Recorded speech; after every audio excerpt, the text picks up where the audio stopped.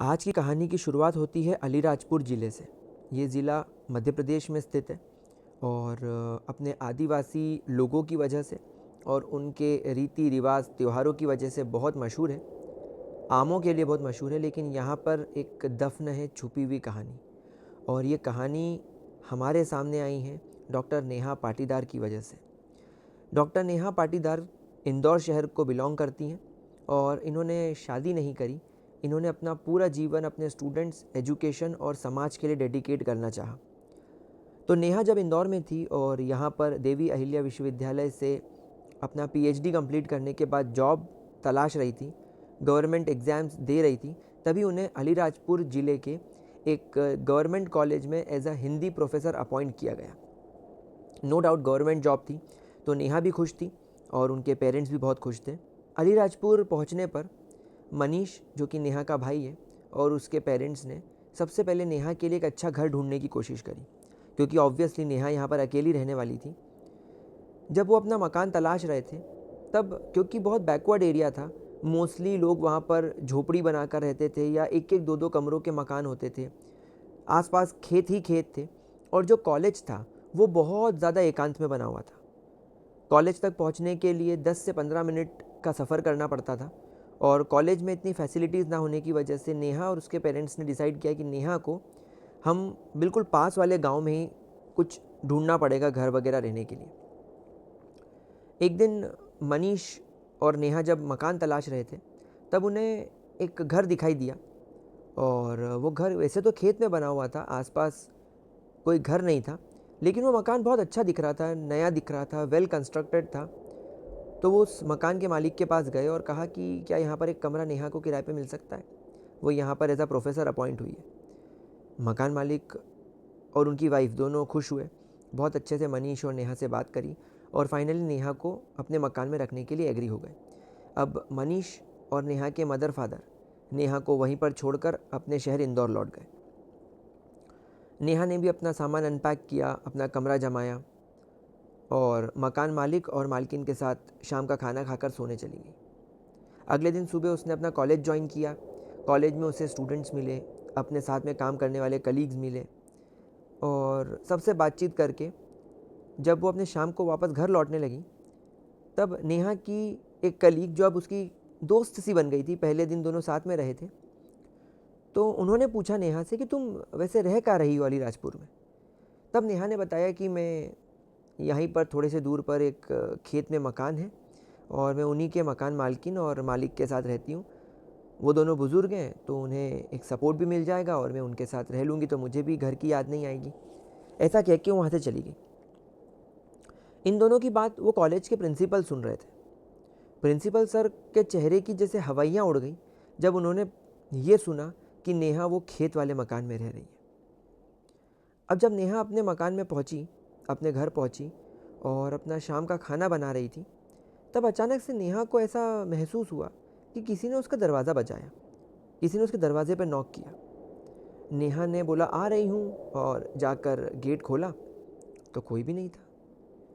नेहा ने सोचा कि ऐसा कैसे हो सकता है, या तो अंकल या आंटी में से कोई होगा। तो वो सीढ़ियों से नीचे उतरी, आंटी अंकल ऐसे करके उसने आवाज़ लगाई और पूछा कि आप में से किसी ने मेरा दरवाज़ा बजाया। तब अंकल आंटी ने कहा नहीं, हम तो अभी जस्ट मंदिर से आए हैं, हमने तो तुम्हारा दरवाज़ा नहीं बजाया। नेहा को बड़ा स्ट्रेंज फील हुआ। नेहा ने कहा ठीक है, होगा, शायद मेरा वहम होगा। वो वापस अपने कमरे में चली गई, अपना खाना पकाने लगी। खाना वगैरह खाने के बाद उसने अपने घर पे बात करी, थोड़ी बहुत देर यूट्यूब पर वीडियो देखा और सोने चली गई। रात को जब वो सो रही थी, तब अचानक से उसे ऐसा महसूस हुआ कि वो जिस कमरे में रह रही है उसके ऊपर जो छत है वहाँ पर कोई तेज़ी से दौड़ रहा है, जिसकी वजह से उसके कमरे में धम धम धम धम की आवाज़ आ रही है। नेहा ने कहा कि इतनी रात गए, इस घर की छत पर कौन है। अब ऑब्वियसली क्योंकि बारिश का समय था और नेहा रिस्क नहीं लेना चाहती थी, उसने इस आवाज़ को अवॉइड करके सोने की कोशिश करी। फिर सुबह 3:30-4 बजे के आसपास वापस से उसे ऐसा महसूस हुआ कि कोई तो है जो ऊपर दौड़ रहा है और वह सीढ़ियों से नीचे आ रहा है, इसका दरवाज़ा बजा के वापस ऊपर चला जा रहा है। नेहा को अब परेशानी होने लगी थी, उसे डर भी लगने लगा था कि ये कैसी घटना उसके साथ घट रही है। सुबह होते ही उसने मकान मालिक और मालकिन से जब इस बारे में बात करी, तो वो देखती है कि मकान मालिक और मालकिन कुछ दिनों के लिए अपने बेटे के पास रहने जाने वाले हैं। उनका सामान पैक्ड है और वो आज दोपहर की गाड़ी से ही जा रहे हैं। तो नेहा को सबसे पहले तो ये चीज़ का डर लगा कि इस घर में अजीब अजीब सी आवाज़ें आ रही हैं, कोई उसका दरवाज़ा बजा रहा है, और अब मकान मालकिन और मालिक भी नहीं घर में रहेंगे, तो इस खेत के वीरान मकान में तो वो अकेली हो जाएगी। लेकिन फिर भी वो हिम्मत करती है, हिम्मत वाली लड़की है। वो बोलती है ठीक है अंकल आंटी आप जाइए, कोई प्रॉब्लम नहीं है। और अंकल आंटी भी उसे बताते हैं कि तुम्हारा वहम है, ऐसी घर में कोई परेशानी की बात नहीं है, तुम निश्चिंत होकर इस घर में रहो। अब जब वो कॉलेज पहुंचती है नेहा, तो प्रिंसिपल सर नेहा को बुलाते हैं और नेहा से कहते हैं कि तुम जिस मकान में रह रही हो ना, मैं तुम्हें ये रेकमेंड करूँगा कि वो मकान आप खाली कर दो जल्द से जल्द। नेहा बोलती है सर ऐसा क्यों कह रहे हो आप, उस मकान में क्या प्रॉब्लम है? तो प्रिंसिपल सर बताते हैं देखो उस मकान के बारे में मैंने बहुत सारी कहानियाँ सुनी हैं कि उस मकान में कोई प्रॉब्लम है और वहाँ पर किसी प्रेत आत्मा का साया है, तो मेरी बात मानो तो तुम वो मकान खाली कर दो। नेहा को जैसे प्रिंसिपल सर ने ये बात कही, नेहा को समझ में आया कि रात में उसके साथ में जो आवाज़ें आ रही थी शायद ये उसी आत्मा का काम है, और अब नेहा बहुत बुरी तरीके से डर चुकी थी।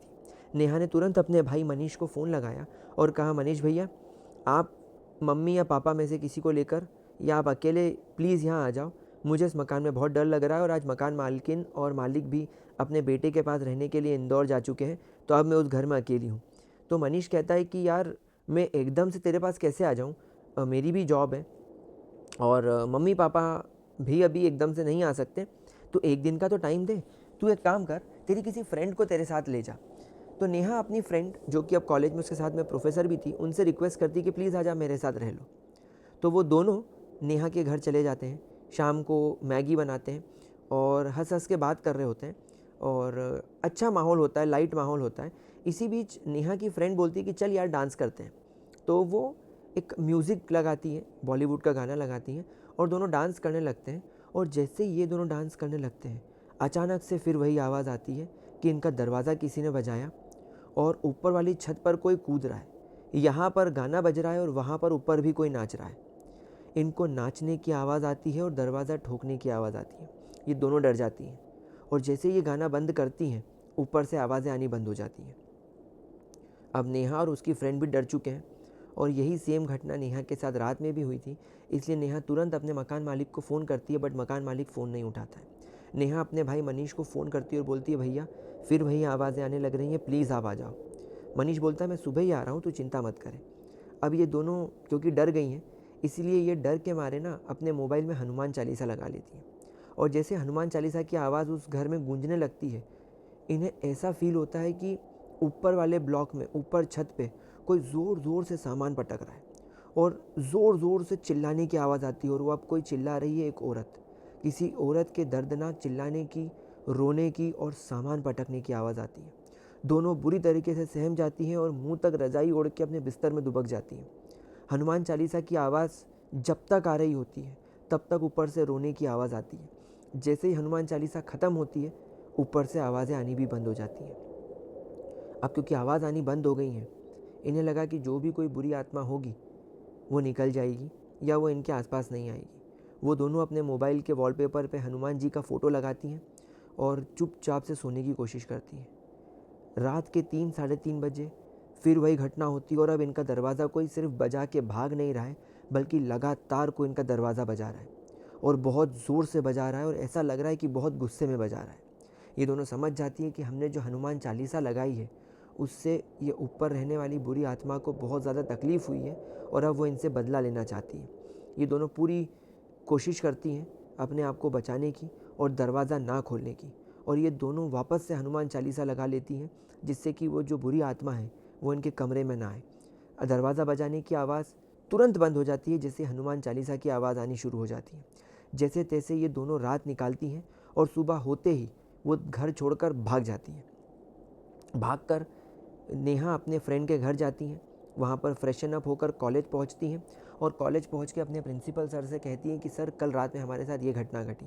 प्रिंसिपल सर बताते हैं कि इस घटना के बारे में तुम्हें और डिटेल में ना इस गांव के सरपंच से पता चलेगा।